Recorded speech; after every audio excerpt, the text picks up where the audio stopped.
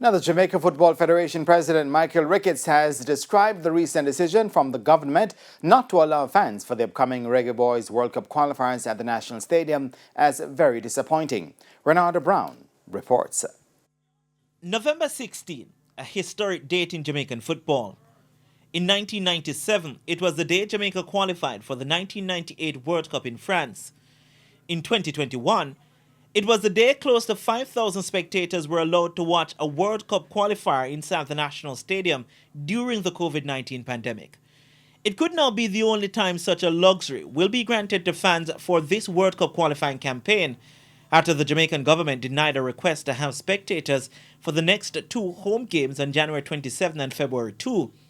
It's a decision that has left JFF President Michael Ricketts disappointed. After that game where we were allowed 5,000 fans, we had submitted an application for an increase in terms of numbers.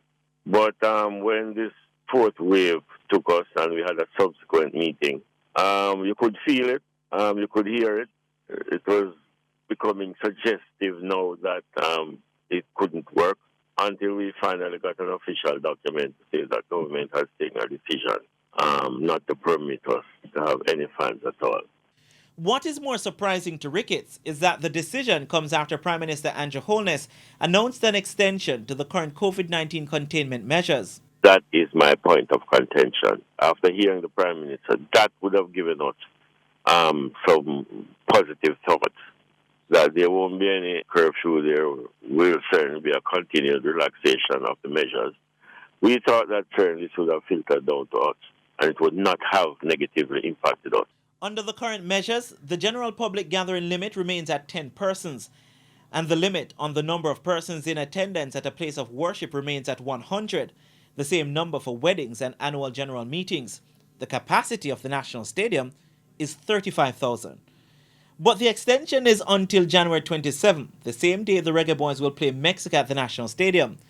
For Ricketts, the continued exclusion of fans from sporting events cannot be the solution after more than 2 years of the COVID-19 pandemic.